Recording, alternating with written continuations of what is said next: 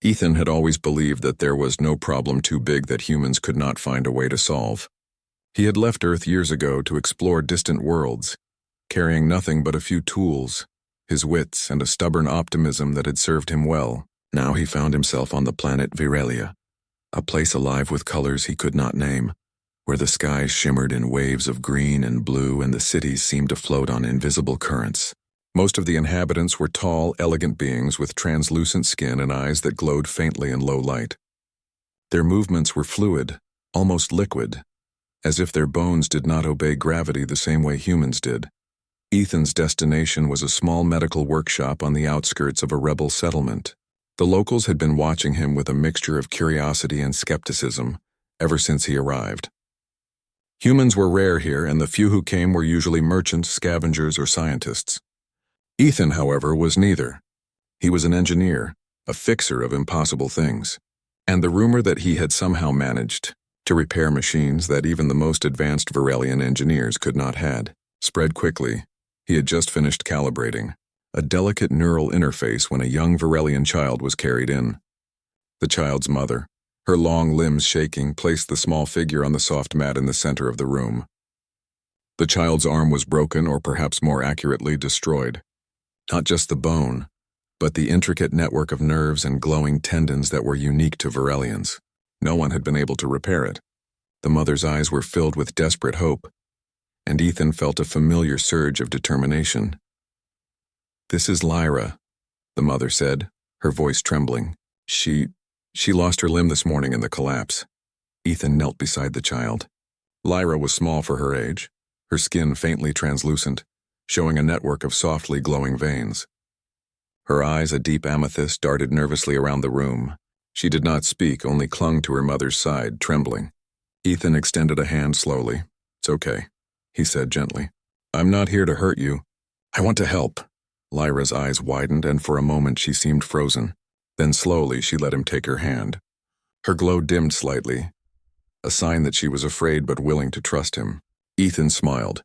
He had seen difficult prosthetics before, even on Earth, but this was different. The complexity of a Virelian limb was unlike anything he had ever encountered. The bones were flexible yet strong. The tendons carried bioluminescent signals, and the nerves responded to thought almost instantly. A human brain could not always keep up with the speed, and a prosthetic had to be nearly alive to integrate with such a system.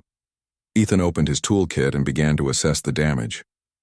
The local medics had left detailed notes, but the diagrams were crude. "They've tried," he murmured to himself, "but they don't understand how to make it move, really move." He decided to start by creating a small test device, a sort of neural stimulator, to see how Lyra's remaining nerve endings responded. Carefully, he connected tiny sensors to her limb. Lyra flinched at first, then gradually relaxed as he adjusted the settings. "Good," he said softly. "You're doing great." Hours passed. Ethan worked with a focus so intense that the outside world seemed to disappear. He combined human engineering principles with Virelian materials he had brought from his supply kit. He melted and shaped biosilica, embedded microactuators, and carefully intertwined artificial tendons with the child's remaining nerves. It was painstaking work. Every movement of the limb had to be precise, every connection perfect. A mistake could be devastating. Meanwhile, Lyra began to watch him with a mixture of fear and fascination. At first, she refused to touch the prosthetic. Her small hands hovered over it but never grasped it. Ethan continued speaking to her softly, telling her about how humans fixed things, how sometimes you failed dozens of times before succeeding. Slowly, she began to mimic his hand movements, learning how the limb might respond. By late afternoon, the prosthetic was ready for a real test. Ethan gently lifted Lyra's broken arm and attached the new limb. The child's eyes widened, and a soft glow spread through her veins. She flexed the prosthetic slowly, then tried to move it on her own. A small, unsteady motion at first, but she managed to grasp one of Ethan's fingers. "You did it," her mother whispered, tears running down her face. Ethan smiled. "No, she did it. You did it, Lyra." Lyra's eyes shone brighter than ever before, and she laughed, a sound that was almost musical echoing strangely in the glowing room. She raised her new limb and waved it experimentally. The movement was smooth, elegant, almost natural. Ethan felt a surge of pride. Humans had done it, They had made the impossible happen, but there was no time to celebrate. As the sun dipped low in the sky, a distant hum filled the air, growing louder and more rhythmic. Ethan looked up and saw a massive hovercraft descending over the settlement. Its design was unlike anything he had seen, sleek, glowing with patterns of light that pulsed in time with the hum. The citizens of the settlement stopped their activities and stared in awe and fear. Ethan instinctively stepped in front of Lyra and her mother. "Stay here," he said quietly. The hovercraft landed gracefully, the force of the engines barely disturbing the ground. A ramp extended, and from it stepped a figure that seemed impossibly tall and regal. Her skin glowed softly in shades of violet and blue, her eyes sharp and commanding. Every movement was precise, deliberate, and yet graceful. The Queen of Virelia had come. Ethan's heart pounded. He had read about her in intercepted communications, stories told in whispers. Alethra, the Queen, known for her wisdom and her unshakable command, rarely appeared outside the capital. And now she was here, moving directly toward him, her gaze fixed with an intensity that made his pulse quicken. "Ethan," she said, her voice carrying effortlessly across the room. It was melodic, yet every word held authority. "I have been watching your work," Ethan swallowed. "Your Majesty," he said, bowing slightly, unsure of the protocol for addressing an alien queen. Alethra's gaze shifted briefly to Lyra, then back to Ethan. "You have done what my best engineers could not. You have given life where others saw only loss. That limb, it moves as if it were always meant to." Ethan felt a flush of pride, quickly tempered by caution. I tried to understand her needs and design something that could respond. It wasn't easy." The Queen's eyes narrowed slightly, not in anger but in study. "It is precisely because it was not easy that it matters. Your species has a creativity and empathy we have struggled to cultivate for centuries. You see not just the mechanics of a problem, but the soul behind it." Lyra's mother stepped forward, trembling. "Your Majesty, he saved her. My daughter. She can move her arm again." Alethra looked at the child, then back at Ethan. "And in doing so, you have shown the potential of your kind. I came here not to question, but to observe. And now I wish to speak with you privately." Ethan nodded, though 1,000 thoughts raced through his mind. This was more than he had ever expected. A queen, the ruler of an entire world, personally acknowledging his work? He could hardly process it. As Alethra led him away from the small workshop, he stole one last glance at Lyra, who waved shyly. Her smile was bright, full of the innocence and wonder that humans so often took for granted. Ethan felt a sudden surge of determination. Whatever this encounter with the Queen meant, he would continue to help, continue to create, continue to show that humans could achieve the impossible. They entered a hovercraft, and Ethan could see the settlement shrinking below them. Alethra said nothing at first, her presence alone filling the cabin with a sense of gravity and expectation. Finally she spoke. "You understand the value of life beyond your own species," she said. "You understand that empathy can be engineered into tools, into machines, into systems that serve more than one purpose. That is rare. That is why I am here." Ethan nodded slowly. I don't know what to say. I just wanted to help the child." Alethra's gaze softened slightly. "And yet in helping one you have captured the attention of many. Humans are different, Ethan. You see potential, you take risks, and you create solutions where others see only limits. That is why you are here with me now." Ethan felt a mix of awe and anxiety. This was a moment he could never have imagined, standing beside an alien queen, discussing the meaning of human ingenuity. He realized that the work he had done today, crafting a single limb, was only the beginning. The hovercraft ascended higher, and the alien world spread out below them like a sea of glowing colors. Ethan took a deep breath. Whatever lay ahead, he knew one thing clearly. Humans had a place here, and he would show just how extraordinary that place could be. The hovercraft moved silently over the glowing landscape of Virelia. Ethan could hardly focus on the scenery. Every color, every shimmer of light felt unreal. His mind was occupied with questions he barely dared to speak. The Queen, Alethra, sat opposite him, her expression calm but her eyes watching him as if she could see through every thought. "You must understand," she said finally. "What you did today is not just a gift to one child. It is a statement to all of Virelia, a statement that humans can do what even my most skilled engineers cannot." Ethan swallowed, trying to steady his voice. I was just trying to help Lyra. I didn't expect... He hesitated. I didn't expect the Queen of Virelia to come personally. Alithra's eyes softened slightly. Few humans do what you did. You worked not for glory, not for reward, but because you saw a problem and solved it. That is rare. That is why you are here with me now. Ethan nodded, unsure what to say next. He had spent his life solving problems, fixing machines, creating tools. But standing here with a queen, discussing the deeper meaning of human ingenuity, made him realize that his actions carried weight far beyond the workshop. You will help more than one child, Alithra continued. Lyra's case is only the beginning. My people are facing challenges that cannot be solved with traditional methods. You have a perspective we lack. That is why I request your service. Ethan's mind raced. Help more children? Sure, but serving the queen? He had never considered such a role. I can try, he said cautiously, but I don't know if I'm ready to live here permanently. I came as a visitor. Alithra's gaze was steady. I do not ask for blind obedience. I ask for your expertise. You will work with my engineers, my scientists, and my children. Together we will change what is possible here.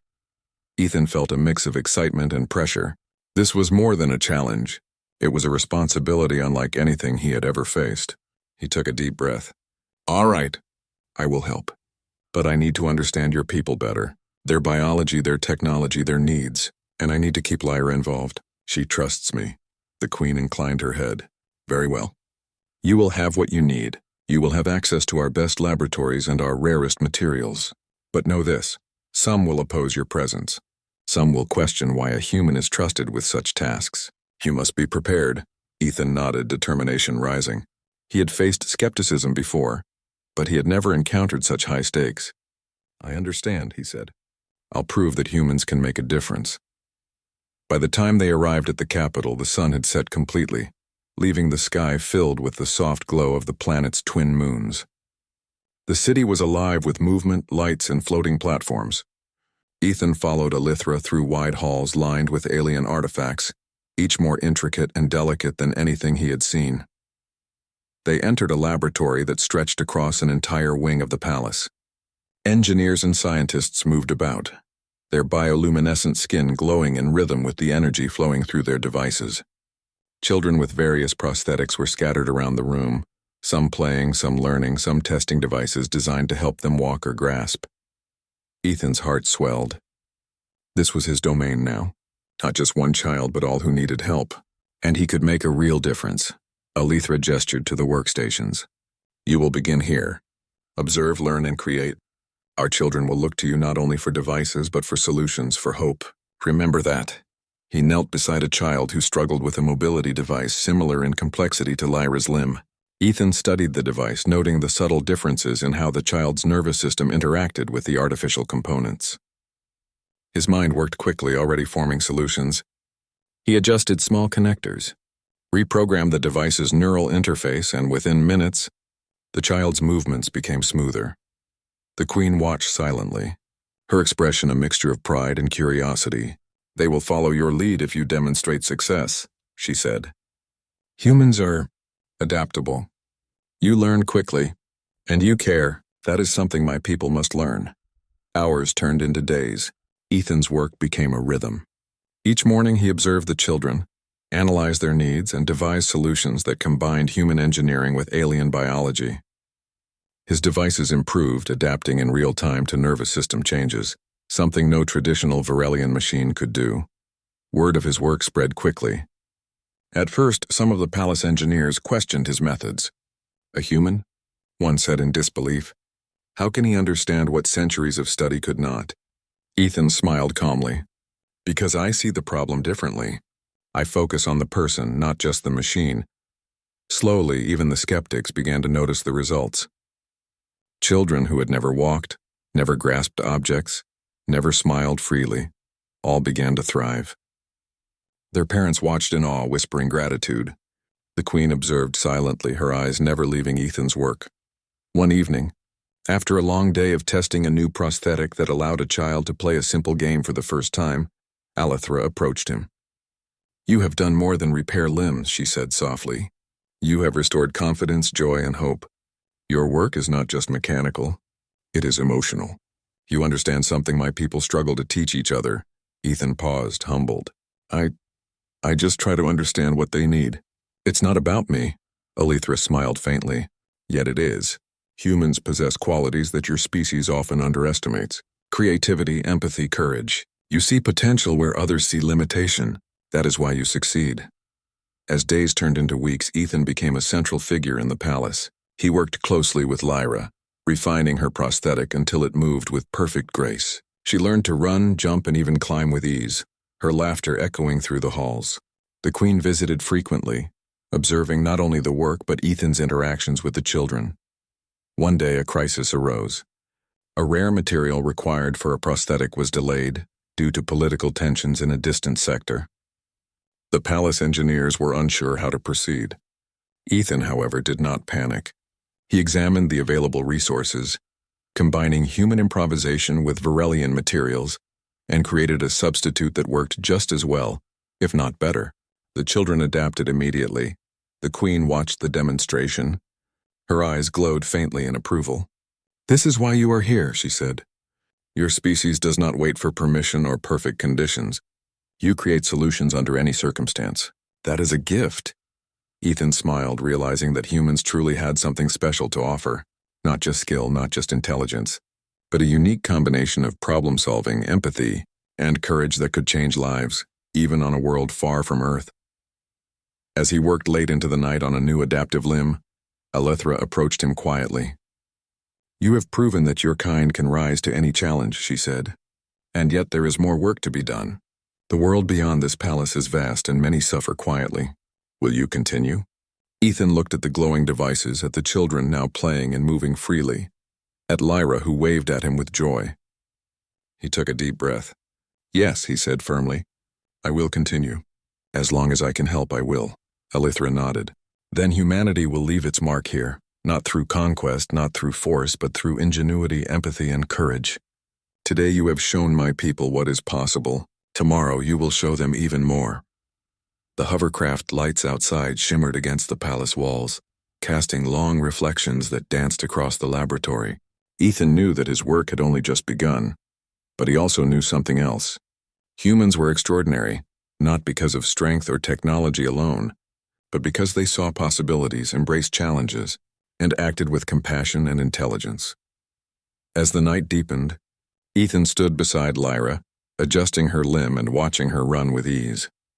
She laughed, a sound that filled the laboratory with warmth and light. The Queen watched from a distance, her expression unreadable but proud. Ethan realized that the bond between human and alien had grown beyond words, beyond simple tasks. In helping one child, he had touched the lives of many, and in doing so, he had proven the truth he had always believed. Humans could achieve the impossible, even on worlds that seemed beyond reach. And for the first time on Virelia, the Queen felt a deep hope. Perhaps with humans, her people could learn not just to survive, but to thrive, to innovate, and to see the potential in every life, even those once thought beyond repair. Ethan smiled quietly to himself, thinking of Earth, of home, and of the endless possibilities ahead. He had come to fix one limb, but he had begun to build bridges, restore lives, and show a galaxy what humans were truly capable of. And in that moment, he knew this was only the beginning.